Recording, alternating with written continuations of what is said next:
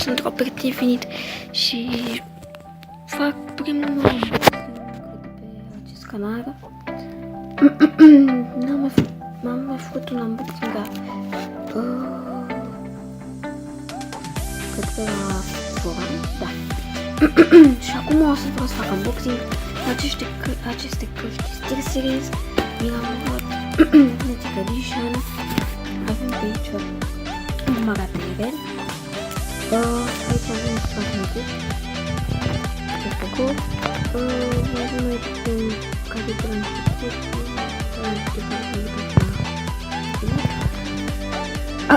Da.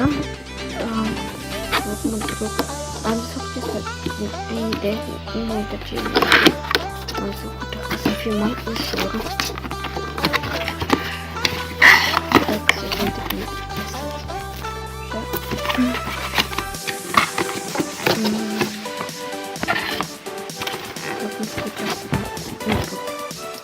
Pun pauză și revin când am scos din cutie.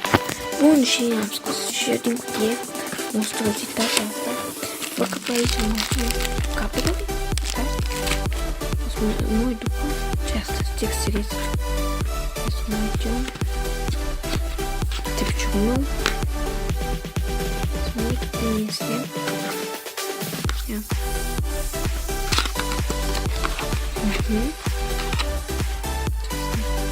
Stickere, Steel Series. Sunt stickere și un manual de introducere. Un manual de introducere. Click, microfon.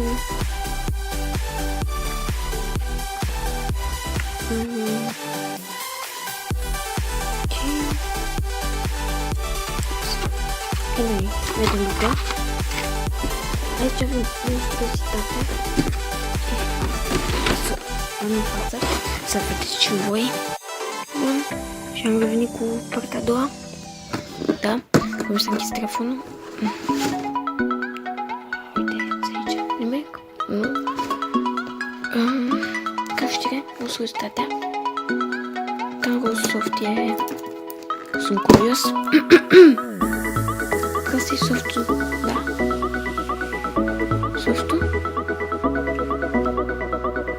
Da, aici se cuprează toate și după aia se cuprează în aia. Și aici am monstruozitatea asta.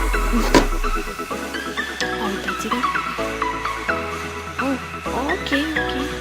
Nu vezi? Spune, da. Stați un pic.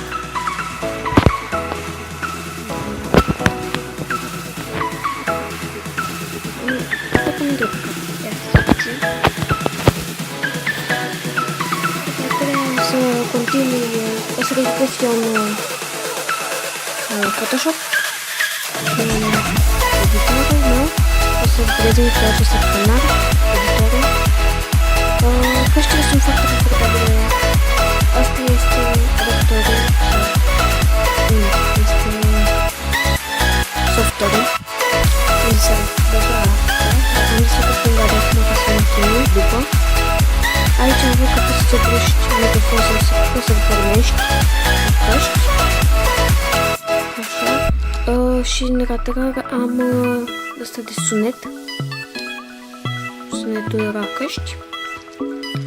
Acestea se cuprează tot în adaptor sau cu software.